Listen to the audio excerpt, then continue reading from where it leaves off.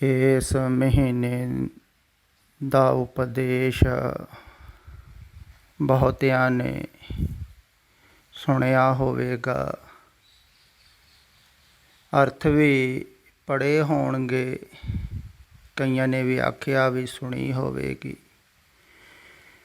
ਪਰ ਇਸ ਸ਼ਬਦ ਦਾ ਭਾਵ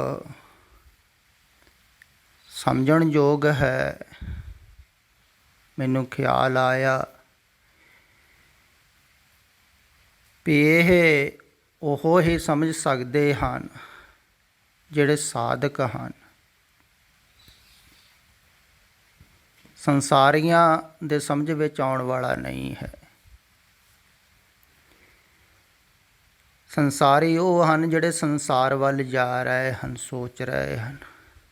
ਸਾਧਕ ਉਹ ਹਨ ਜਿਹੜੇ ਸਾਧਨਾ ਦੁਆਰਾ ਸੰਸਾਰ ਵੱਲੋਂ ਹਟ ਰਹੇ ਹਨ। ਅਤੇ ਜਿਹੜਾ ਹਟ ਰਿਹਾ ਹੈ ਸੰਸਾਰ ਵੱਲ, ਉਹਨੂੰ ਥੋੜ੍ਹਾ ਥੋੜ੍ਹਾ ਖਿਆਲ ਵਿੱਚ ਆਵੇਗਾ ਵੀ ਜੋ ਇਹ ਕਿਹਾ ਹੈ ਵੈਸਾ ਮੈਂ ਕਰਦਾ ਹਾਂ ਥੋੜ੍ਹਾ ਥੋੜ੍ਹਾ, ਅਤੇ ਸੰਸਾਰ ਵੱਲੋਂ ਹਟਦਾ ਹਾਂ,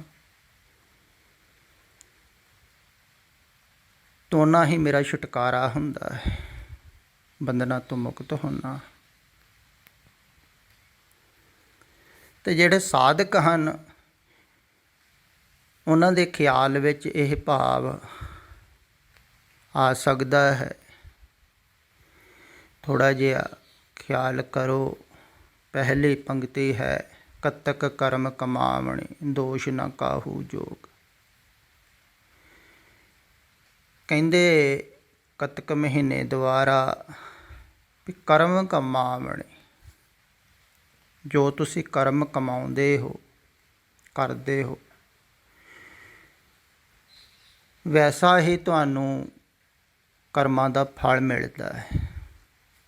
ਅਤੇ ਅਗਰ ਦੁਖਦਾਈ ਫਲ ਪਾਇਆ ਹੈ ਅਤੇ ਦੋਸ਼ ਨਾ ਕਾਹੋ ਜੋ, ਅਤੇ ਦੂਸਰੇ ਨੂੰ ਦੋਸ਼ ਨਾ ਦਿਓ। ਸੁਖਦਾਈ ਪਾਇਆ ਹੈ ਅਤੇ ਦੂਸਰੇ ਦੀ ਖੁਸ਼ਾਮਤ ਨਾ ਕਰੋ।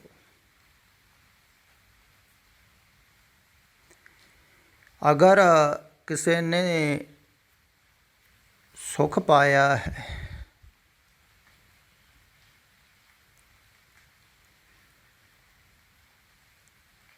ਅਤੇ ਫਿਰ ਤਾਂ ਉਹ ਨਹੀਂ ਕਰਦਾ ਹੈ ਕਿਸੇ ਦੀ ਪਰਵਾਹ। ਫਿਰ ਤਾਂ ਕਹਿੰਦਾ ਹੈ ਮੇਰੇ ਕਾਰਨ ਮੈਂ ਕੁਛ ਚੰਗੇ ਕਰਮ ਕੀਤੇ ਹਨ ਤਾਂ ਸੁਖ ਪਾ ਰਿਹਾ। ਪਰ ਜਦੋਂ ਦੁੱਖ ਮਿਲਦਾ ਹੈ ਉਦੋਂ ਉਹ ਦੋਸ਼ ਦੂਸਰੇ 'ਤੇ ਦਿੰਦਾ ਹੈ। ਫਿਰ ਇੱਥੇ ਮਾਨਸਿਕ ਕਰਮਾਂ ਦੀ ਗੱਲ ਹੋ ਰਹੀ ਹੈ, ਇਹ ਗੱਲ ਖਿਆਲ ਵਿੱਚ ਰੱਖਿਓ ਥੋੜ੍ਹਾ ਜਿਹਾ, ਸਰੀਰਿਕ ਨਹੀਂ। ਅੱਗੇ ਲਾਸਟ 'ਚ ਜਾ ਕੇ ਤੁਹਾਨੂੰ ਇਹ ਸਪਸ਼ਟ ਹੋਵੇਗਾ ਵੀ ਮਨ ਨੂੰ ਕਿਹਾ ਹੋਇਆ ਮਾਨਸਿਕ ਕਰਮ ਜਿਹੜੇ ਤੁਸੀਂ ਕਰਦੇ ਹੋ, ਤੋ ਮਾਨਸਿਕ ਕਰਮਾਂ ਦਾ ਦੁੱਖ ਤੁਹਾਨੂੰ ਮਿਲਦਾ ਹੈ। ਜਿਵੇਂ ਤੁਸੀਂ ਸਮਝੋ ਵੀ ਕਿਸੇ ਉੱਪਰ ਤੁਹਾਨੂੰ ਨਾਰਾਜ਼ਗੀ ਹੈ, ਗੁੱਸਾ ਹੈ, ਗਿਲਾ ਹੈ, ਤੁਸੀਂ ਉਹਦੇ ਨਾਲ ਈਰਖਾ ਕਰਦੇ ਹੋ।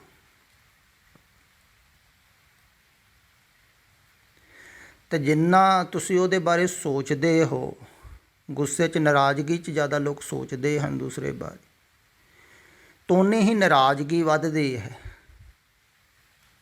ਖਿਆਲ ਵਿੱਚ ਰੱਖੋ, ਜਿਹੜਾ ਚੰਗਾ ਨਹੀਂ ਲੱਗਦਾ ਹੈ, ਨੈਗੇਟਿਵ ਹੈ, ਤੁਹਾਨੂੰ ਬੁਰਾ ਲੱਗਦਾ ਹੈ, ਉਹਦੇ 'ਤੇ ਨਾਰਾਜ਼ਗੀ ਹੈ, ਈਰਖਾ। ਈਰਖਾ ਦਾ ਭਾਵ ਹੁੰਦਾ ਹੈ ਤੁਸੀਂ ਉਹਦੇ ਬਾਬਤ ਸੋਚਦੇ ਹੋ ਕ੍ਰੋਧ ਦੇ ਨਾਲ, ਗੁੱਸੇ ਨਾਲ। ਅਤੇ ਜਦੋਂ ਤੁਸੀਂ ਸੋਚਦੇ ਹੋ ਤਾਂ ਉਦੋਂ ਆਪਣੇ ਅੰਦਰ ਲੈ ਕੇ ਆ ਜਾਂਦੇ ਹੋ ਉਹਨੂੰ। ਤੁਸੀਂ ਸੋਚਣ ਕਰਕੇ ਅੰਦਰ ਹੀ ਆਵੇਗਾ ਨਾ, ਉਹਦਾ ਖਿਆਲ ਵਾਰ-ਵਾਰ ਬਣੇਗਾ ਤੁਹਾਡੇ ਅੰਦਰ। ਪਰ ਗੁੱਸੇ 'ਚ ਤੁਸੀਂ ਉਹਨੂੰ ਬਾਹਰ ਧਕੇਲਦੇ ਹੋ, ਜਿਵੇਂ ਗੁੱਸੇ ਦੇ ਵਿੱਚ ਕੋਈ ਨਾ ਧੱਕਾ ਮਾਰੇ, ਬਾਹਰ ਮੁੱਕਾ ਮਾਰੇ, ਦੂਰ ਸੁੱਟੇ, ਇੱਦਾਂ ਤੁਸੀਂ ਦੂਰ ਸੁੱਟਦੇ ਹੋ। ਅਤੇ ਆਪਣੇ ਆਪ ਹੀ ਸੋਚ ਕੇ ਉਹਨੂੰ ਅੰਦਰ ਲੈ ਕੇ ਆਉਂਦੇ ਹੋ ਗੁੱਸੇ 'ਚ, ਨਾਰਾਜ਼ਗੀ 'ਚ। ਆਪੇ ਹੀ ਤੁਸੀਂ ਦੂਸਰਾ ਪੱਖ ਵੀ ਲੈ ਕੇ ਉਹਨੂੰ ਬਾਹਰ ਧਕੇਲਦੇ ਹੋ। ਇਹ ਘਰਸ਼ਣ ਦੇ ਵਿੱਚ ਸਰੀਰ ਉਤੇਜਿਤ ਹੋ ਜਾਂਦਾ ਹੈ। ਦੇਖੋ ਕਈਆਂ ਨੂੰ ਬਹੁਤ ਜ਼ਿਆਦਾ ਗੁੱਸਾ ਆ ਜਾਂਦਾ, ਬਹੁਤ ਸਰੀਰ ਉਤੇਜਿਤ ਹੋ ਜਾਂਦਾ, ਕੁਛ ਮਾਰ ਸਕਦੇ, ਕੁਛ ਆਪਣੇ ਆਪ ਨੂੰ ਕਈ ਮਾਰ ਲੈਂਦੇ ਅਤੇ ਹਿੰਸਾ ਵੀ ਕਰ ਲੈਂਦੇ ਹਨ ਕਈ ਸੋਚ ਸੋਚ ਕੇ, ਕਿਉਂਕਿ ਉਹ ਬਹੁਤ ਜ਼ਿਆਦਾ ਉਤੇਜਿਤ ਹੋ ਗਏ ਅਤੇ ਇਹ ਘਰਸ਼ਣ ਉਹ ਆਪ ਹੀ ਕਰ ਰਹੇ ਹਨ।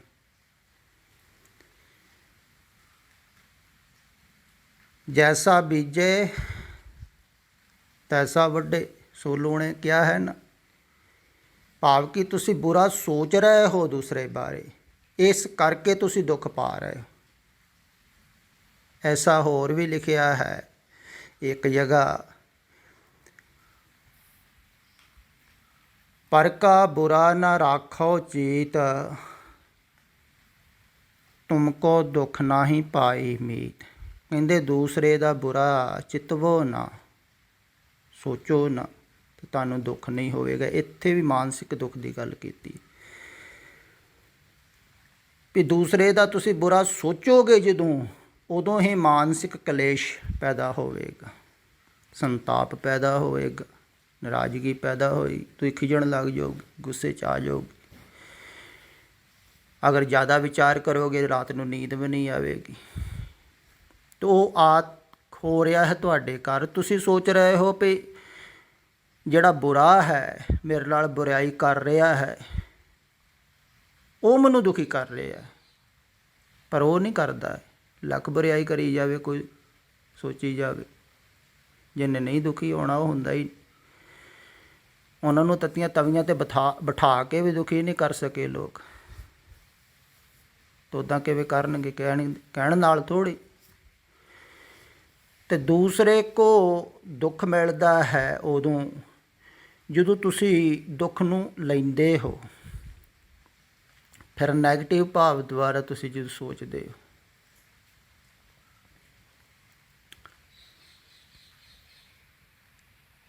ਉਦੋਂ ਦੁੱਖ ਮਿਲਦਾ ਹੈ। ਤੁਸੀਂ ਸੋਚ ਸੋਚ ਕੇ ਉਹਨੂੰ ਅੰਦਰ ਲੈ ਕੇ ਆਉਂਦੇ ਹੋ ਅਤੇ ਵਾਰ-ਵਾਰ ਬਾਹਰ ਧਕੇਲਦੇ ਹੋ, ਕ੍ਰੋਧਿਤ ਹੁੰਦੇ ਜਾਂਦੇ ਹੋ, ਦੁੱਖ ਪੈਦਾ, ਕਲੇਸ਼ ਪੈਦਾ ਹੁੰਦਾ, ਅਤੇ ਕਈ ਬਹੁਤ ਕ੍ਰੋਧੀ ਹੋ ਜਾਂਦੇ ਹਨ। ਅਤੇ ਕ੍ਰੋਧ ਉਹਨਾਂ ਦੇ ਆਪਣੇ ਕਾਰਨ ਹੀ ਹੋ ਰਿਹਾ ਹੈ, ਸੋਚ ਰਹੇ ਹਨ ਤਾਂ ਹੋ ਰਿਹਾ। ਅਤੇ ਦੂਸਰੇ ਨੂੰ ਦੋਸ਼ ਨਾ ਦਿਓ। ਅਗਰ ਦੁਖੀ ਹੋ ਰਹੇ ਹੋ ਤਾਂ ਦੋਸ਼ ਤੁਸੀਂ ਆਪਣੇ ਆਪ ਨੂੰ ਦਿਓ ਵੀ ਮੈਂ ਆਪਣੇ ਕਾਰਨ ਹੀ ਦੁਖੀ ਹੋ ਰਿਹਾ, ਇਹਦੇ ਵਿੱਚ ਕਿਸੇ ਦਾ ਵੀ ਕਸੂਰ ਨਹੀਂ। ਕੋਈ ਬੁਰਾ ਹੋਵੇਗਾ ਆਪਣੇ ਕਾਰਨ ਹੋਵੇਗਾ, ਜਿੰਨਾ ਮਰਜ਼ੀ ਕੋਈ ਬੁਰਾ ਕਰੀ ਜਾਵੇ। ਅਤੇ ਹੋ ਸਕਦਾ ਹੈ ਰੱਬ ਠੀਕ ਹੀ ਕਰ ਰਿਹਾ ਹੋਵੇ ਵੀ ਬੁਰੇ ਲੋਕ ਹੋਣਗੇ ਚਾਰ ਚੁਫੇਰੇ, ਅਤੇ ਮੈਨੂੰ ਆਪਣੇ ਆਪ ਦਾ ਵੀ ਪਤਾ ਲੱਗੇਗਾ, ਅਤੇ ਠੀਕ ਹੀ ਹੈ ਵੀ ਉਹ ਵੀ ਭਲਾ ਹੀ ਕੰਮ ਕਰ ਰਹੇ, ਅਤੇ ਨਾਲੇ ਉਹ ਆਪਣੇ ਕਰਮਾਂ ਦਾ ਫਲ ਪਾਉਣਗੇ। ਆਪਾਂ ਕਿਉਂ ਉਹਨਾਂ ਬਾਰੇ ਸੋਚੀ? ਅਤੇ ਜਿਹੜਾ ਸੋਚਦਾ ਨਹੀਂ,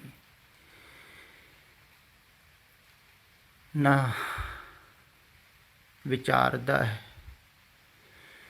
ਫਿਰ ਅਗਲੀ ਪੰਕਤੀ ਹੋਰ ਵੀ ਸਪਸ਼ਟ ਕਰਦੀ ਹੈ, ਕਹਿੰਦੇ ਹਨ ਪਰਮੇਸ਼ਰ ਤੇ ਭੁੱਲਿਆ ਵਿਆਪਨ ਸਭੇ ਰੋਗ।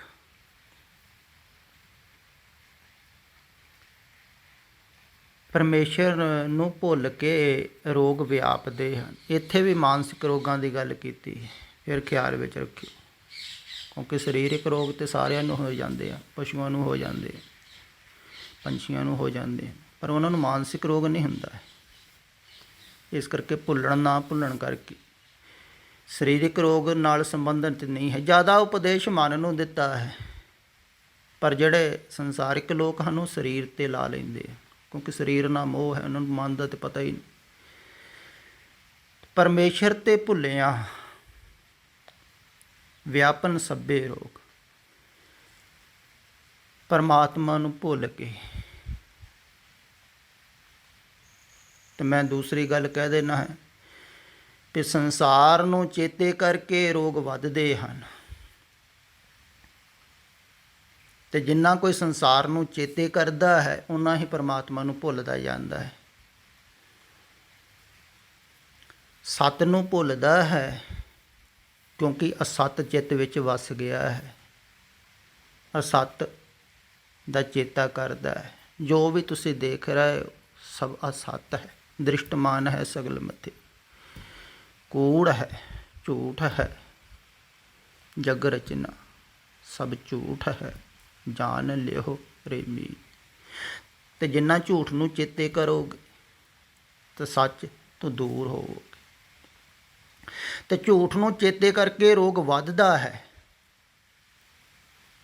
ਜਿਹੜੇ ਕਾਮ, ਕ੍ਰੋਧ, ਲੋਭ, ਮੋਹ, ਹੰਕਾਰ ਹਨ ਨਾ, ਇਹ ਮਾਨਸਿਕ ਰੋਗ, ਇਹ ਵੱਧਦੇ ਹਨ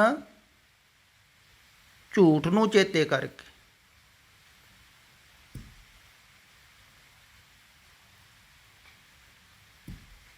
ਹੁਣ ਤੁਹਾਨੂੰ ਇਹ ਗੱਲ ਤੇ ਸਮਝ ਵਿੱਚ ਆ ਜਾਂਦੀ ਹੈ ਵੀ ਪਰਮੇਸ਼ਰ ਤੂੰ ਭੁੱਲਿਆ,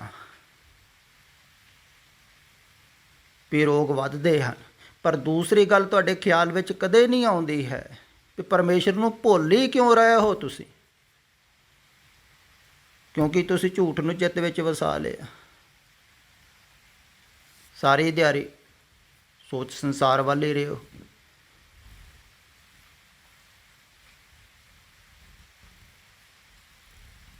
ਤੇ ਸੋਚਣ ਕਰਕੇ ਰੋਗ ਵੱਧ ਰਹੇ ਹਨ। ਮੋਹ ਵੱਧਦਾ ਹੈ। ਤੁਸੀਂ ਆਪਣਿਆਂ ਬਾਰੇ ਸੋਚਦੇ ਹੋ ਚੰਗਾ ਚੰਗਾ, ਬੱਚਿਆਂ ਬਾਰੇ, ਪਰਿਵਾਰ ਬਾਰੇ, ਤਾਂ ਮੋਹ ਵੱਧਦੇ ਗਈ ਨਾ, ਸੋਚੋਗੇ।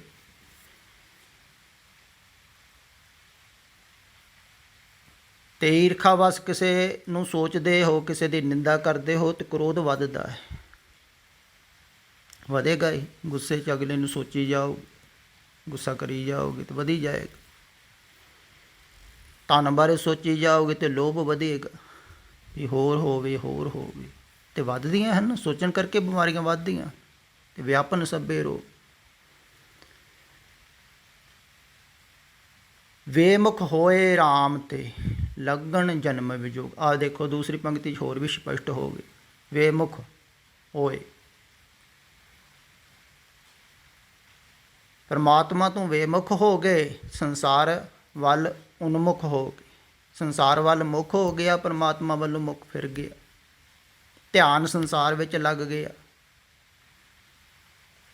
ਪਰਮਾਤਮਾ ਵੱਲੋਂ ਹਟ ਗਿਆ। ਇੱਦਾਂ ਹੀ ਹੋਇਆ ਨਾ। ਇਸ ਜਨਮ 'ਚ ਤੇ ਦੁੱਖ ਪਾ ਹੀ ਰਹੇ ਹੋ। ਪਰ ਕਹਿੰਦੇ ਹਨ ਵੀ ਜਨਮ ਜਨਮਾਂ ਦੇ ਵਿੱਚ ਗਾਹਾਂ ਵਿਯੋਗ, ਦੂਰੀ ਵੱਧਦੀ ਜਾਵੇਗੀ। ਵਿਯੋਗ ਦਾ ਮਤਲਬ ਹੈ ਦੂਰੀ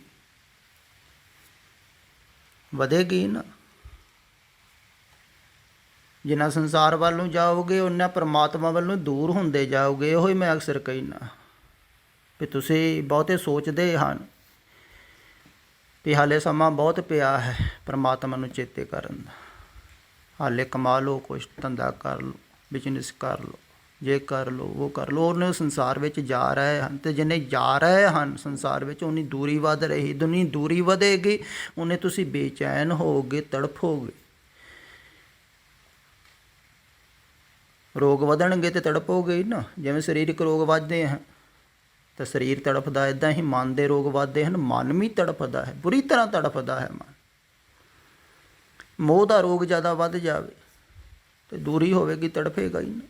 ਵਿਯੋਗ ਹੋਵੇਗਾ, ਦੂਰੀ ਹੋਈ, ਵਿਯੋਗ ਹੋ ਗਏ ਤੇ ਤੜਫੇਗਾ।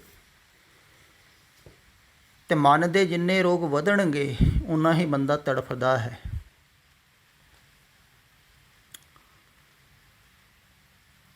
ਤੇ ਮਨ ਦੇ ਰੋਗ ਵੱਧਦੇ ਹਨ ਵੇਮੁਖ ਹੋਏ ਰਾਮ ਤੇ, ਪਰਮੇਸ਼ਰ ਨੂੰ ਭੁੱਲ ਕੇ, ਸੰਸਾਰ ਨੂੰ ਚੇਤੇ ਕਰਕੇ, ਯਾਦ ਕਰਕੇ। ਫਿਰ ਸੰਸਾਰ ਨੂੰ ਯਾਦ ਕਰਕੇ ਰੋਗ ਵੱਧ ਰਹੇ ਹਨ, ਦੁੱਖ ਵੱਧ ਰਿਹਾ ਹੈ। ਤੇ ਸੰਸਾਰ ਨੂੰ ਯਾਦ ਕਰ ਰਹੇ ਹੋ, ਇਸ ਕਾਰਨ ਦੁਖੀ ਹੋ ਰਹੇ ਹੋ ਤੁਸੀਂ। ਤੇ ਤੁਸੀਂ ਦੋਸ਼ ਕਿਹਨੂੰ ਲਾ ਰਹੇ ਹੋ ਕਿ ਪਰਮੇਸ਼ਰ ਦੁੱਖ ਦੇ ਰਿਹਾ ਹੈ। ਦੋਸ਼ ਨਾ ਕਾਹੂ ਦਿਓਗ।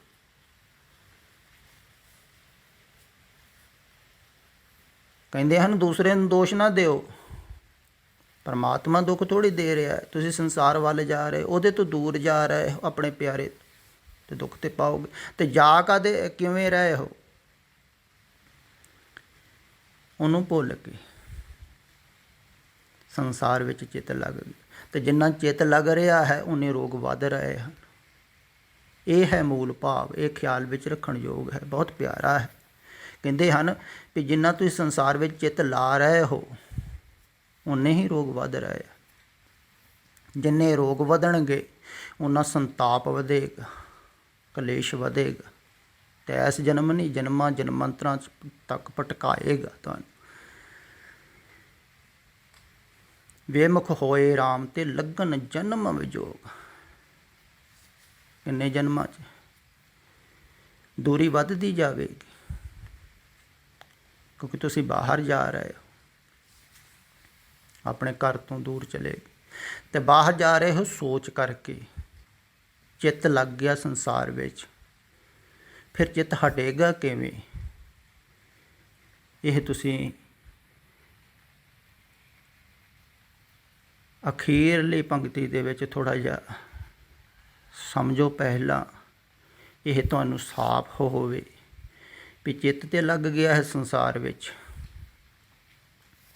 ਅਤੇ ਚਿੱਤ ਲੱਗਣ ਕਰਕੇ ਰੋਗ ਵੱਧ ਰਹੇ ਹਨ, ਬੰਧਨ ਵੱਧ ਰਹੇ ਹਨ, ਕਲੇਸ਼ ਵੱਧ ਰਹੇ ਹਨ, ਅਤੇ ਪਰਮੇਸ਼ਰ ਤੋਂ ਦੂਰ ਜਾ ਰਹੇ ਹੋ।